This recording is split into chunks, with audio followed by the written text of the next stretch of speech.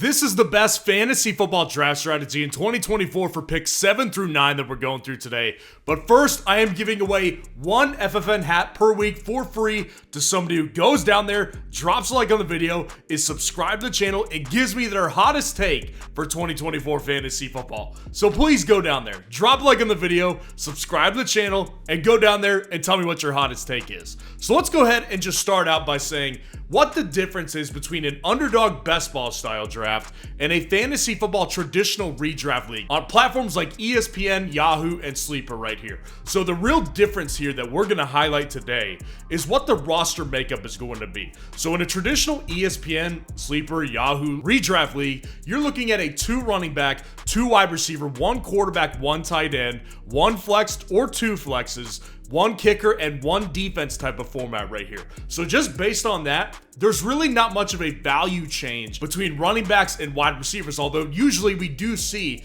in redraft leagues running backs being valued higher than wide receivers. I actually think that's for pretty good reason. But when you're looking at an Underdog best ball style draft, you're looking at 1 quarterback, 1 tight end, 2 running backs, 3 wide receivers, and 1 flex. So there's going to be a big run on wide receivers early, and you'll see wide receivers go at a faster rate than running backs in a best ball format. So I think that's a very important thing to highlight right out of the gate here, and that's why when you look at ESPN's ADP right now, there are 9 wide receivers going inside of the first 24 picks. And on ESPN, there's 17 going in the first 24 picks. So that's like a 2-to-1 ratio of wide receivers going in best ball leagues versus traditional redraft leagues. And conversely, you've got 10 running backs on ESPN and 7 running backs on Underdog going in the first 24 picks. So you see the value and the disparity of the value in both Underdog and in traditional redraft leagues based on wide receivers and running backs here. So I think that's very, very important to note that Underdog is just simply different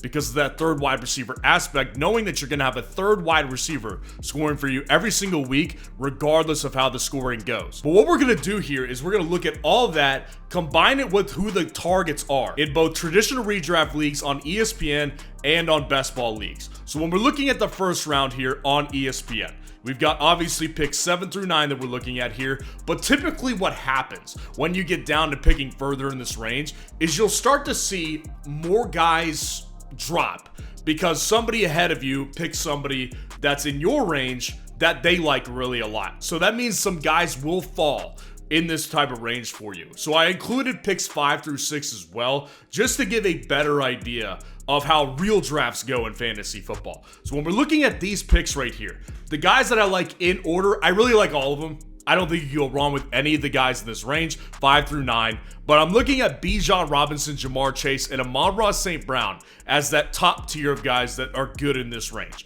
Bijan Robinson, genuinely believe he could be the RB1 this year. I'm not saying it will happen. I think if both him and McCaffrey remain healthy for a full 17-game span, I would prefer Christian McCaffrey, as I think most people would. But I do think that Bijan Robinson, out of anybody else, has the best shot of being a running back, of being the running back 1 in fantasy football in 2024. So I definitely really like Bijan Robinson a bunch in traditional redraft leagues, and I think at his price at ADP of 6 is a total steal, and if he falls to you in this range, you better go ahead and grab him. Now with Jamar Chase and Amon-Ra St. Brown, they're only separated by a tier if you watch my recent wide receiver rankings video, and so I like both of them here. I just prefer Jamar Chase just a little bit more because I think his ceiling is just a little bit higher. But again, Amon-Ra St. Brown, Justin Jefferson, AJ Brown, I don't think you can go wrong with any of those guys in this particular range right here. Now let's look over at Underdog and let's see what the ADPs are of these guys. And again, let's factor in the fact that someone who's drafting ahead of you may prefer somebody else who's going behind you, so it may result in a couple guys being dropped in their ADP where you're picking. So we're looking at Bijan Robinson, Amon-Ra St. Brown, and Justin Jefferson for me.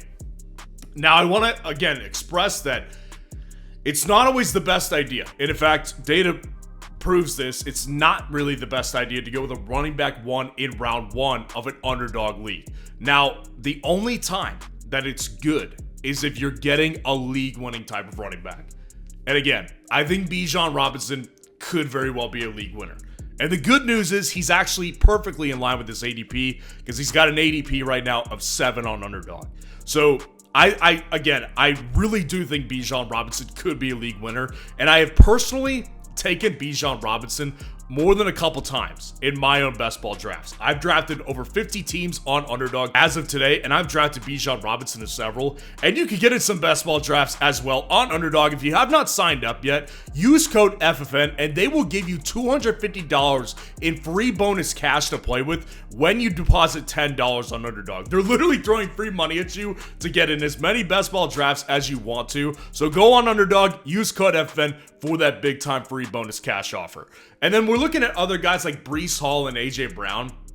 And again, I really don't have a problem with anybody in this particular range. I actually really like picks 7 through 9 here because the guys that are being offered here just are really good players. Now, when I'm looking at Amon-Ra St. Brown and Justin Jefferson compared to Breece Hall, for example, I just think that in a 3 wide receiver format, those guys are going to be better options to go with than Breece Hall, because I think Breece Hall, although I think he's a great player, I think he's a top 3 back this year, I think that Breece Hall is probably, there's likely going to be more limitations than with a Bijan Robinson as far as getting to that RB1 status. And again, the only reason we want to pick a running back 1 in round 1 is if we truly believe they have the upside to be the running back 1. I don't necessarily see it as much with Breece as I do with Bijan Robinson. So that's why I prefer guys like Amon-Ra St. Brown and Justin Jefferson over Breece Hall. Now let's look at round 2. Round 2, you're waiting just a couple picks. Your picks are 16 through 18. So again, let's apply the human element to things. Let's say that a couple guys fall to your range that really shouldn't have been there, but you ended up getting lucky because there's a couple guys on here that I really like on ESPN. So we're looking at ESPN right now. Jahmyr Gibbs, Derrick Henry, and Kyren Williams, I think, are all smash picks in this range. So let's say that you, especially if you didn't get a Bijan Robinson in round 1. If you didn't get a Bijan Robinson, you had to go wide receiver here. That's totally fine because the running backs here are fantastic. Jahmyr Gibbs, I have him ranked several spots above both Derrick Henry and Kyren Williams. I think the ceiling is super high with the Detroit Lions offense being the exact same with Ben Johnson, the #1 offensive line according to Pro Football Network heading into 2024. And again, a very solid quarterback who is very good at checking the ball down because he's not mobile in Jared Goff. So I think with Jahmyr Gibbs, even though Montgomery will take away red zone work, I think that he's still got plenty of touchdown upside to be a really good pick in the second round here for you in this range. And then with Derrick Henry, truly do believe he can lead the league in touchdowns this year. Top tier offensive line, rushing quarterback who doesn't run at the red zone, by the way, which leaves his running backs open for red zone carries. Derrick Henry may not be a 300 carry guy anymore per season, but definitely is going to be very valuable for them in the red zone. Truly believe, like I said, he could lead the league in rushing touchdowns. And then Kyren Williams, I think in this range is pushing it a little bit high for me, but I still do ultimately think is a good pick to have in this range just because of the fact that what he did last year was not some run-of-the-mill season. That was an excellent season that we don't rarely see, so I don't think they can easily justify moving off of him or giving less work to him to Blake Corum, who they drafted in the 3rd round, because if he had had a run-of-the-mill regular season, it'd be a lot easier for them to do that. He didn't have that type of season. He had an elite season. So I think Kyren Williams is going to be pretty safe as far as workload goes. With Isaiah Pacheco, I like him. Round 2 is a little rich for me, to be honest with you. I don't think he has the ceiling of a top 5 guy like I think that Gibbs, Henry, and Williams do. So I don't love him quite as much, but I do think he's a solid pick because we know the floor is going to be really, really good with Pacheco. And then honestly, guys, Davante Adams is someone I advise not drafting. I advise not drafting him because I did a video about a month back going through the cliff of wide receivers who are in this age range that Davante Adams is. And Davante Adams really is right there at that age cliff, and he's already had so many top 12 seasons in fantasy. I just don't believe that going to Gardner Minshew is going to propel him to another top 12 season. I think his top 12 days are probably done, as unfortunate as it is to say, because I love Davante Adams. But I advise against drafting him in an ESPN traditional redraft style format. Now let's look at Underdog right here. again, there's plenty of really good guys in this range. If Jonathan Taylor falls to you, this is the guy that I think is the best pick. If you go ahead and you get 2 wide receivers, or even if you got Bijan Robinson, this is one of the few times I would endorse doing a double hero running back strategy. In a best ball format, a double hero running back strategy is typically not a very good idea, but there are some times if you hit the right ball in the right hole, it takes you the distance. And this is a situation where I think Bijan Robinson and Jonathan Taylor could be those 2 good ones. So Jonathan Taylor, I think, has top 5 upside, which is why I would endorse drafting him, even if you got Bijan Robinson, and especially if you got an Amon-Ra St. Brown or Justin Jefferson here. But if you prefer to not go with a running back in the first 2 rounds, just get a Nico Collins. Pick 17. This is a great pick in Houston. With the quarterback he has, the high offensive efficiency that Houston's going to have this year, Nico Collins is that number 1 wide receiver. Don't let anybody tell you different. Follow the money. Stephon Diggs is on a 1-year contract, and they had every opportunity to sign him to an extension. The reality is the guy's in his 30s, and he is not always the best teammate when he doesn't get the ball enough. Well, they signed Nico Collins to $50 million guaranteed this offseason, so you know they want to get Nico Collins the ball. Nico Collins is this wide receiver 1. And then with Chris Olave and Deebo Samuel, I think they're both solid picks. I don't have anything against them, and I want to make a distinction here. I have Deebo Samuel ahead of Drake London in this range, and if you watched the most recent wide receiver rankings video I did, you would have seen that I actually had Drake London several spots ahead of Deebo Samuel. Now, the reason I prefer Deebo in a best ball style draft is because of the volatility that Deebo Samuel offers. In a best ball format, when you have the opportunity to win millions of dollars, this is just a player that I think you should go with, because we've seen the top 3, the top 5 ceiling from a guy like Deebo Samuel. We haven't even seen a top 20 ceiling from Drake London yet. So I would rather go with the volatility. Even though I think his floor is way less stable than London's this year, I think his ceiling is actually ultimately higher than Drake London's, and that's why I prefer Deebo in a best ball draft as opposed to Drake London. Now let's go to round 3 here. You got to wait a couple picks for sure. You're looking at picks 31 through 33. So again, we're applying 2 more picks ahead of where your ADP is to see what the human element looks like. So we're looking at James Cook, Drake London, and Mike Evans as my top 3 right here. James Cook, I think, is a smash pick in the 3rd round in a traditional ESPN redraft style format. I think James Cook is a smash pick.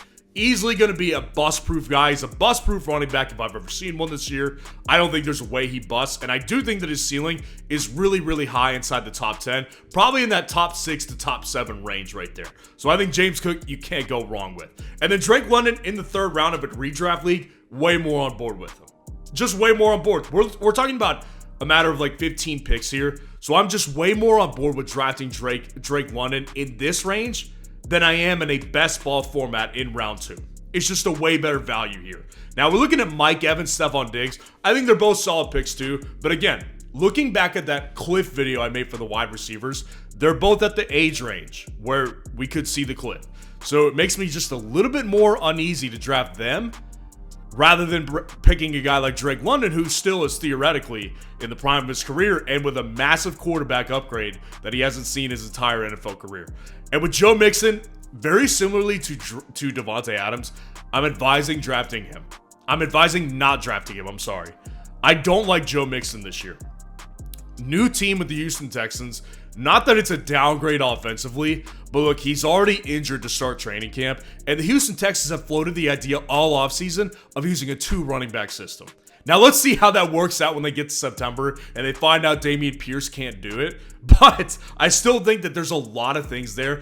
When you factor in Mixon's age here, it makes this pick just too high in a traditional redraft league when there's just plenty of other options at the running back position. With James Cook and even some picks later, I just don't want to take the shot on.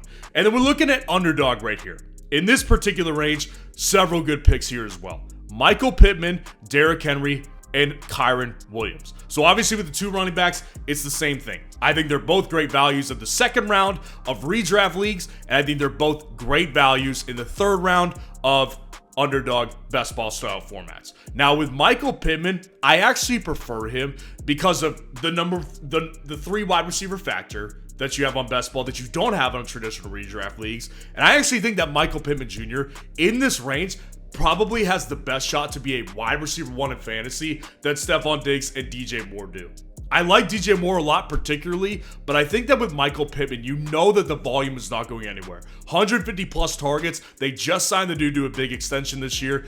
You know that they're going to have their wide receiver 1 clearly laid out with Michael Pittman. With DJ Moore, there are 3 alphas in that room now. Keenan Allen, DJ Moore, and Rome Odunze. So we don't necessarily know for certain whether DJ Moore is the clear-cut number 1 just based on targets, although I do have a strong feeling of yes, he will be that guy, which is why I ultimately like him over a guy like Stephon Diggs in this range right here. Now let's look at round 4 on ESPN right here. We're looking at Josh Jacobs and CJ Stroud as my favorite picks.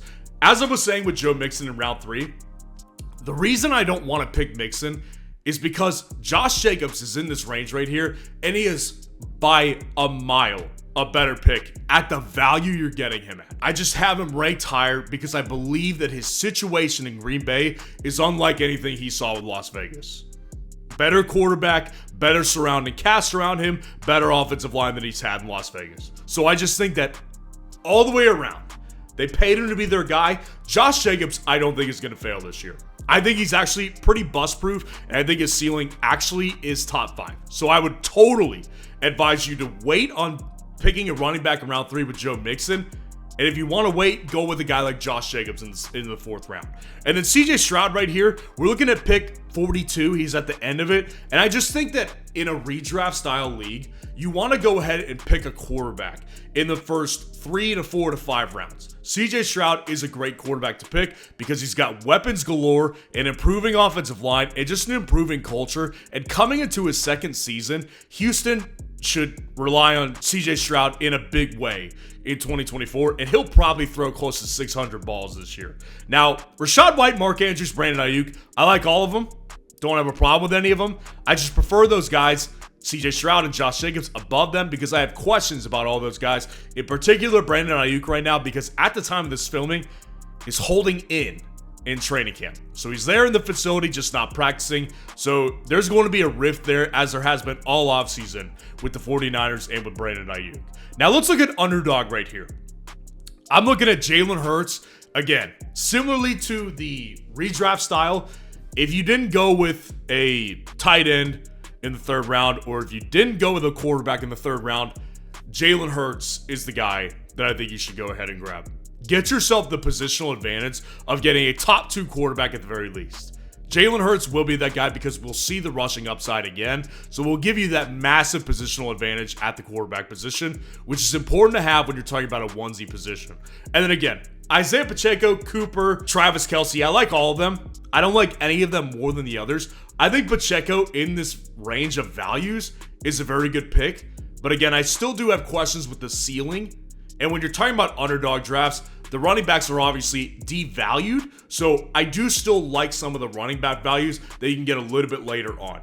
But with Amari Cooper and with Travis Kelce, I think that Amari is going to be the wide receiver 1 in Cleveland, so I don't worry about that. Getting him as your 3rd or 4th wide receiver, great value there. And then Travis Kelce, I do still believe, has plenty of games left in him where he gets you 20 points, especially when it counts in the later weeks of fantasy football this year. And then with George Pickens, I just think he's really volatile. And in a best ball format, again, it's not a bad thing.